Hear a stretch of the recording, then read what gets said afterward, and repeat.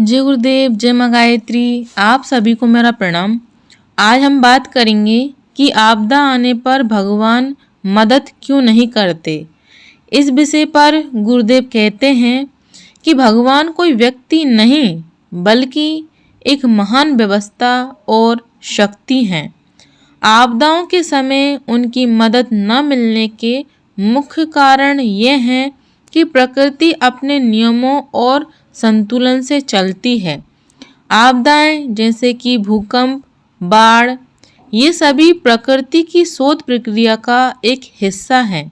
ईश्वर इसमें हस्तक्षेप करके प्राकृतिक नियमों को नहीं बदलते। आपदाओं और दुख का उद्देश्य मनुष्य की चेतना और क्षमता को विकसित करना है, क्योंकि बिना कठोर परिस्थितियों का सामना किए कोई भी व्यक्ति यह समाज पूर्ण रूप से परिपक्व नहीं हो सकता। आगे गुरुदेव कहते हैं कि मनुष्य का अहंकार और लापरवाही कई आपदाओं, मानवीय स्वार्थ, पर्यावरण असंतुलन और गलतियों का परिणाम होती हैं। ईश्वर ने मनुष्य को विवेक और बुद्धि दी है ताकि वह इनसे बचाव करे और समाधान स्वयं खोज सके। आपदा के समय ईश्वर बाहर से आकर मदद करने के बजाय मनुष्य के भीतर विपत्तियों से लड़ने की मानसिक और आत्मिक शक्ति को जागृत करते हैं, जिसे ही हम प्रज्ञा कहते हैं। गुरुदेव आगे कहते हैं कि कुछ समय ऐसे होते हैं जिनको हम सामान्य समय कह सकते हैं। सामान्य समय में सामान्य प्रकार की गतिविधियां चलते रहने का औचित्य समझ में आता है। रोज आदमी पैदा होते हैं, बढ़ते हैं, खेती बाड़ी करते हैं, फिर ब्याह शादी होते हैं, बाल बच्चे होते हैं, बड़े होते हैं और अंत में एक दिन मौत के मुंह में चले जाते हैं। यह सामान्य क्रम है जो कि चलता ही रहता है। इसमें अचंभे की कोई नई बात नहीं है।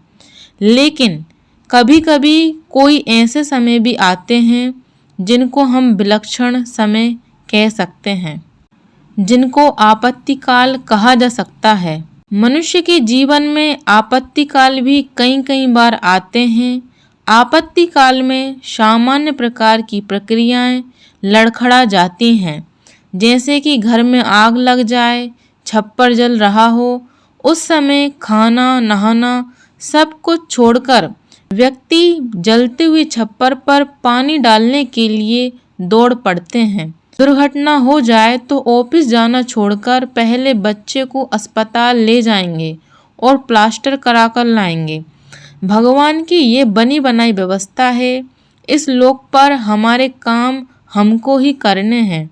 विपत्ति के समय हम अपना ध्यान समस्या को हटाने में लगाएं और भगवान से जुड़ें कि भगवान हमें बुद्धि दे।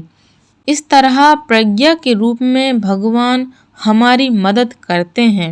ईश्वर प्रत्यक्ष रूप से प्रकट होकर नहीं बल्कि हमें अदृश्य शक्ति, धैर्य और परिस्थितियों से लड़ने की आंतरिक प्रेरणा देकर हमारी मदद किसी न किसी रूप में करते हैं।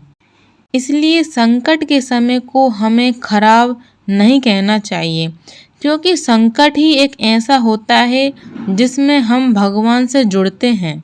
आज के लिए इतना ही। वीडियो पसंद आए तो लाइक करें और हमारे चैनल प्रज्ञा अभियान को सब्सक्राइब करें और बेल आइकन ऑन करें ताकि आपको सभी नोटिफिकेशन मिलते रहें। धन्यवाद।